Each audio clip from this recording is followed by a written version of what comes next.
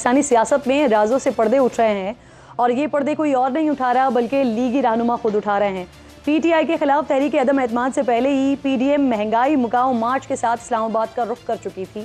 तहरीक अदम एतमाद कामयाब हुई, खान साहब घर गए तो ये कहा गया कि उन्हें घर ना भेजते तो मुल्क डिफॉल्ट की तरफ चला जाता, गरीब महंगाई से मर जाता। लेकिन फिर 16 माह में जो महंगाई ने रिकॉर्ड तोड़े हैं उसने गरीब को ही तोड़ कर रख दिया है। उसके बाद एक नया बयानिया बनाया गया। खुर्रम दस्तगीर साहब ने दावा किया कि खान साहब का प्लान तो 10 साल का था, उन्होंने 2033 तक की मनसूबाबंदी कर रखी थी। अगर हम उनको घर नहीं भेजते तो ये ऑपोजिशन की पूरी क़यादत को ही उठाकर जेल में डाल देते। उसके बाद एक और नए राज से पर्दा उठाया गया कि खान साहब और इस्टेब्लिशमेंट में दरार, ये तो पीटीआई को हुकूमत मिलने के 6 महीने बाद ही आ गई थी।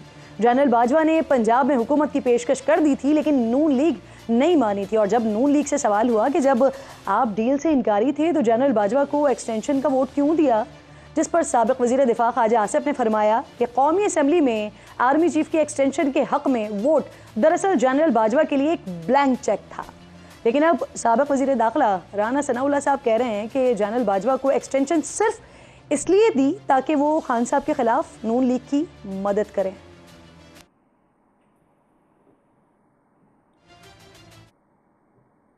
जनरल बाजवा वही आर्मी चीफ है जिनको आपकी पार्टी ने एक्सटेंशन के ऊपर साइन किए और बाकायदा एहतमाम किया उनको 3 साल मजीद देने। देखिए, बाज़ फैसले जो हैं वो उस वक्त के तकाज़ों के मुताबिक जो है वो स्ट्रेटजी का हिस्सा होते हैं। शायद ये फ़ैसला जो हमने किया तो उस फैसले के बाद में जो असरात मुरतब हुए तो उनमें हमें अपने हदफ को हासिल करने या वो फितना और वो फसाद जो इस मुल्क पे मुसल्लत था और वो जिस ग्रेविटी के साथ मुसल्लत था उसको कम करने या उसको फेस करने में हमें मदद मिली। इस सारी सूरत हाल में मरियम नवाज पहले ही अपनी पोजीशन क्लियर कर चुकी थी और यकीन के साथ कहती थी कि तहरीक अदम एतमाद उसी वक्त कामयाब होगी जब इस्टेब्लिशमेंट खान साहब की पुश से हट जाए। और उसकी तस्दीक पीडीएम के तर्जुमान हाफिज हमदुल्ला मेरे ही प्रोग्राम में कर चुके हैं।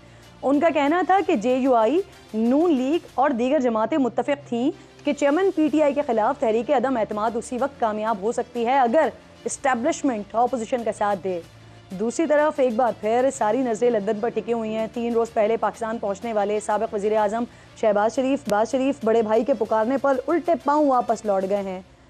साथ में मरियम नवाज भी पहुंची हैं, जहां दोनों ने आज नवाज शरीफ से मुलाकात की है। शहबाज शरीफ ने वाज़ेह किया है कि मियाँ साहब वापसी के प्लान में उनके कोई तब्दीली नहीं हो रही है, वो वापस उसी तारीख पर आएंगे।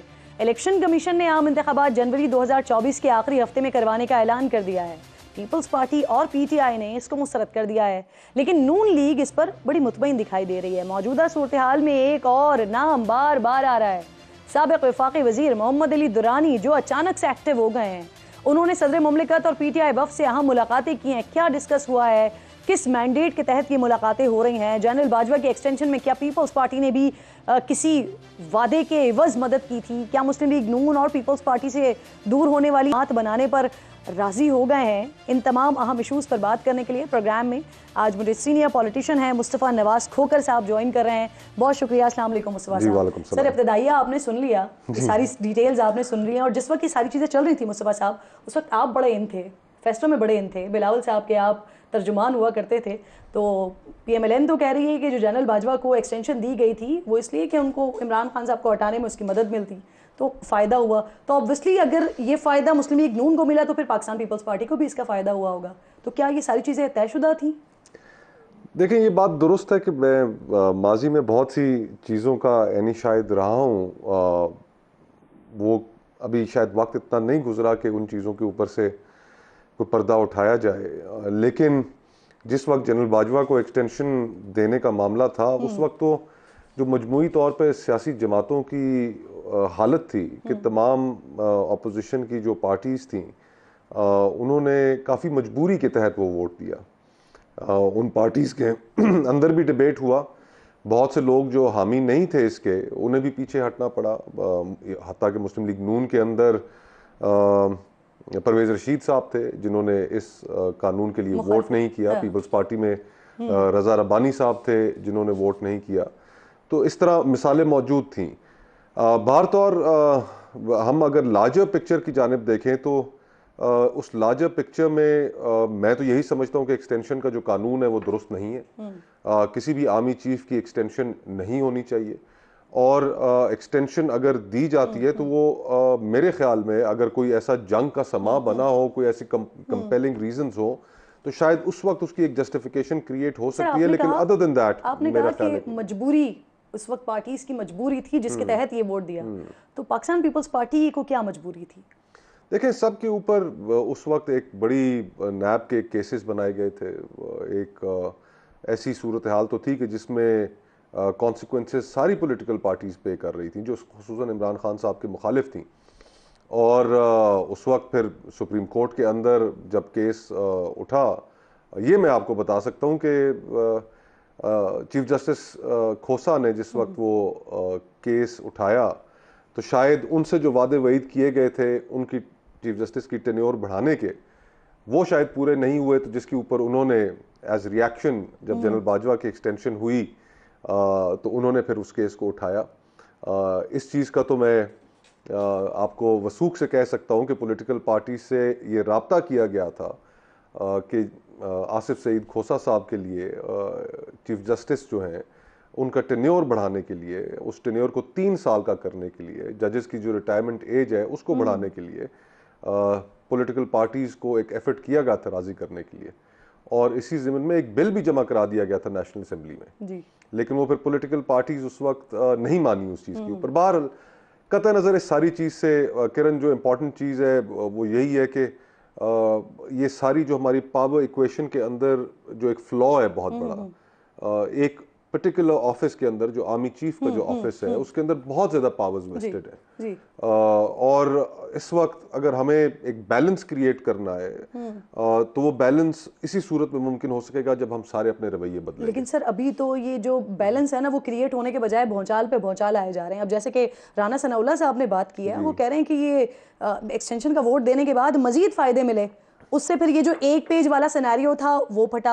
हालांकि वो एक पेज की बात पहले भी हो चुकी है कि वो 6 महीने बाद ही फट चुका था, लेकिन राना सनाउल्लाह साहब कह रहे हैं कि एक पेज फटा, फिर सियासी तौर पर फायदे हुए, तो फिर ऑब्वियसली फिर ये फायदे पाकिस्तान पीपल्स पार्टी को भी मिले होंगे। तो ये अंडरस्टैंडिंग थी, मुकम्मल तौर पर अंडरस्टैंडिंग थी। देखे ना, ये तो हमारी सियासत की तल्ख हकीकत है कि हमारी एस्टेब्लिशमेंट का कितना उसके अंदर रोल है।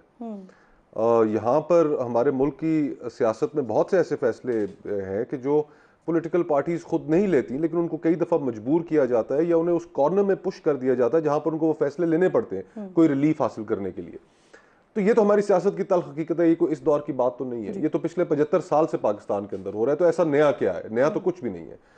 मेरा कहना तो ये है कि अब ये सारी जो चीजें हैं, इस तरह की जो सियासत है जो 75 सालों से हम करते आ रहे हैं, it has run its course. इसने डिलीवर नहीं किया। हमने डिक्टेटरशिप्स भी देख ली, हमने हाइब्रिड निजाम भी देख लिया। अब क्या बाकी रह गया है? 2 दिन पहले एडीबी की रिपोर्ट आई है। उस रिपोर्ट के अंदर साउथ एशिया के, जनूबी एशिया के 25 ममालिक को उन्होंने डिस्कस किया है, उनकी मैशियतों को डिस्कस किया है, और पाकिस्तान बॉटम 5 में। हमारे यहाँ सबसे कम ग्रोथ होगी 1.5%, और हमारे यहाँ सबसे ज्यादा इन्फ्लेशन होगी तकरीबन 25%। तो हम एक जो जिसको वो कहते हैं कि सिक मैन ऑफ साउथ एशिया, हमारा मुल्क नहीं चल रहा, हमारी मैशत नहीं चल रही, हमारे इदारे आपस में दस्तों गिरेबां हैं, पॉलिटिक्स पोलराइज हो चुकी है, लोगों को एक नाउमीदी है, होपलेसनेस है इस माशरे में, सियासत से लोगों को एक बहुत बड़ी बेजारी पैदा होती जा रही है। तो इस सारी सूरत हाल को हमने ठीक तो करना है जी। और ये 75 साल वाले फॉर्मूले जो हम जिन पे हम बज़िद हैं कि हमने वही चलाने, अब वो काम नहीं कर रहे। 4 दिन पहले ईसीपी ने वोटर्स की डेटा थोड़ी बहुत रिलीज की है। 12 करोड़ 70 लाख इस मुल्क के अंदर वोटर है, जिसके अंदर से 5 करोड़ 70 लाख वोटर 35 साल से कम उम्र का है, ऑलमोस्ट आधा। और हमारी आप और फिर साथ आप ये भी ज़हन में रखिए कि उन्हीं 5 करोड़ 70 लाख में से इस वक्त 20 से 25 हजार पाकिस्तानी नौजवान लिबिया में पड़ा हुआ है जी। जो समुंदर पार करके यूरोप जाना चाह रहा है। क्यों? क्योंकि इस मुल्क में उसको वो जिंदगी नहीं मिल पा रही। तो खुदा का वास्ता, ये जितने माजी के जो एक्सपेरिमेंट्स हमने किए हैं, जितनी हमने हरकतें की हैं, अब इसको बंद करें और बंद करके इस मुल्क को एक नए सफर का आगाज करें। काजी साहब ने बहुत अच्छी इब्तिदा की है किरण। उन्होंने अपने पहले दिन, ये ठीक है लाइव टेलीकास्ट हुआ, अच्छी चीज थी एवरीथिंग, मुझे उसमें जो इंपॉर्टेंट चीज नजर आई कि उन्होंने अपने इदारे की गलतियां तस्लीम की। तो कि अदालती कत्ल को उन्होंने कहा कि यह सुप्रीम कोर्ट का गलत फैसला था। उन्होंने डिक्टेटर्स को जो आइन के अंदर तरमीम करने की इजाजत दी, उन्होंने कहा वो गलत था। उन्होंने अपने साबका चीफ जस्टिस इफ्तिखार चौधरी साहब का रिकॉर्ड के मामले में जो फैसला था उसको उन्होंने कहा कि यह गलत था। उन्होंने एक, और मैं समझता हूं कि उसका स्पिरिट जाया नहीं होना चाहिए इस बात का, चाहे हमारी मिलिट्री एलीट हो, चाहे हमारी जुडिशियल एलीट हो, चाहे हमारी पॉलिटिकल एलीट हो, हम सबको अब अपनी गलतियों का एहसास तो एक तरफ उनको मानना पड़ेगा और मान के हमें फिर इस मुल्क को एक नई डगर पे चलाना पड़ेगा। ये 25 करोड़ लोगों का मुल्क है, कल को 35 करोड़ का होगा।